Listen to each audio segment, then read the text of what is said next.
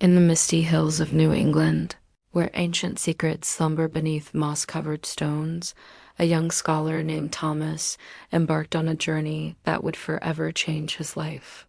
Armed with nothing but an old map and an insatiable curiosity, he ventured into the wilderness, seeking answers to questions that had haunted him for years.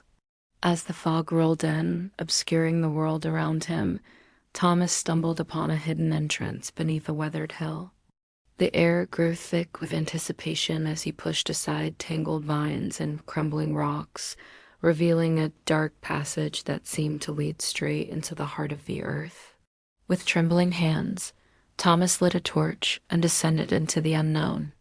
The walls of the narrow tunnel were slick with moisture, and strange symbols carved into the stone seemed to writhe and dance in the flickering light. As he ventured deeper, the air grew colder, and an eerie silence settled over him like a shroud. Suddenly, the passage opened up into a vast underground chamber.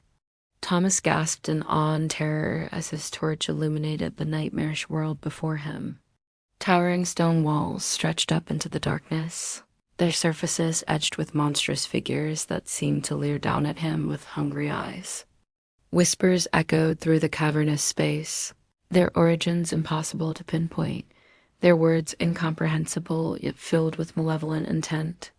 In the center of the chamber stood a decaying wooden house, its timbers warped and twisted by the passage of countless years. Thomas approached cautiously, his heart pounding in his chest as he pushed open the creaking door and stepped inside. The interior of the house was a scene of macabre splendor.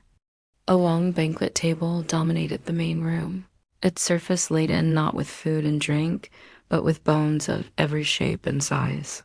Human skulls grinned up at him from tarnished silver platters, while the skeletal remains of creatures he couldn't identify were arranged in grotesque displays along the length of the table. As Thomas stood frozen in horror, the air around him began to shimmer and twist. Ghostly figures materialized before his eyes, their translucent forms flickering like candle flames in a breeze. These were no ordinary spirits, but the cursed gods of a long-forgotten pantheon, trapped between worlds and hungry for release. The ghosts circled Thomas, their whispers growing louder and more insistent. They spoke in an ancient tongue, their words a cacophony of hisses and snarls that sent shivers down his spine. Though he couldn't understand their language, the meaning was clear. They had been waiting for someone like him, someone who could bridge the gap between their world and ours. Panic seized Thomas as he realized the gravity of his situation. He turned to flee, but the door had vanished, replaced by a solid wall of writhing shadows.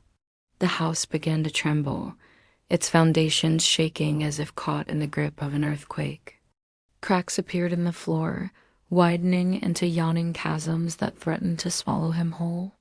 From these fissures, ghostly hands emerged, their fingers grasping at the air as they reached for Thomas.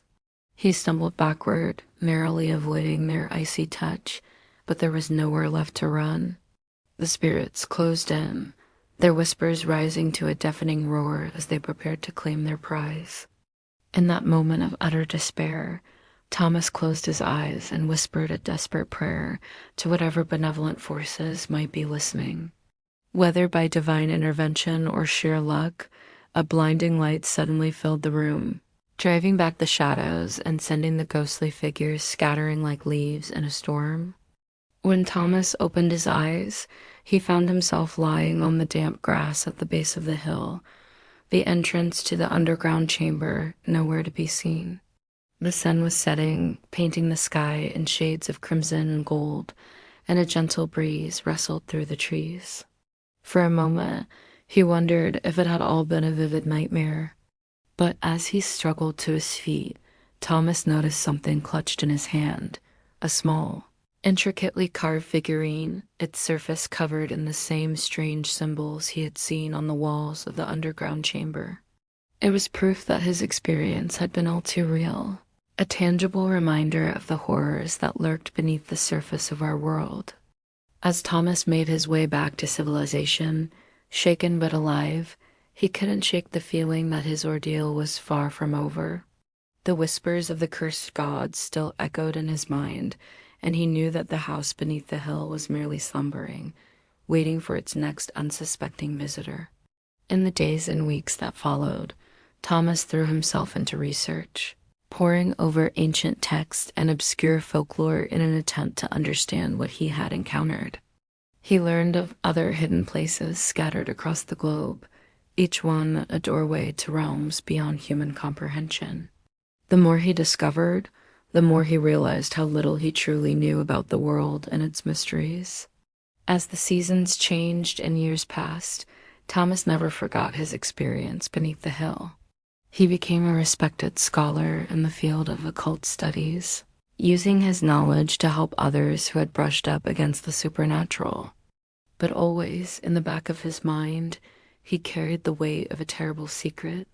For Thomas knew that the house beneath the hill was not unique. There were other such places, hidden away in the dark corners of the world, waiting to be discovered by those foolish or brave enough to seek them out. And once awakened, these eldritch gateways would never truly close their doors again. On stormy nights, when the wind howled and shadows danced on the walls, Thomas would sit by the fire and contemplate the figurine he had brought back from his ordeal. Its eyes seemed to gleam in the firelight, a silent reminder of the thin veil that separates our world from the realms beyond. And sometimes, in the depths of night, he would hear whispers on the edge of sleep, faint but unmistakable. The cursed gods had not forgotten him, and he knew that one day they would call him back to the house beneath the hill.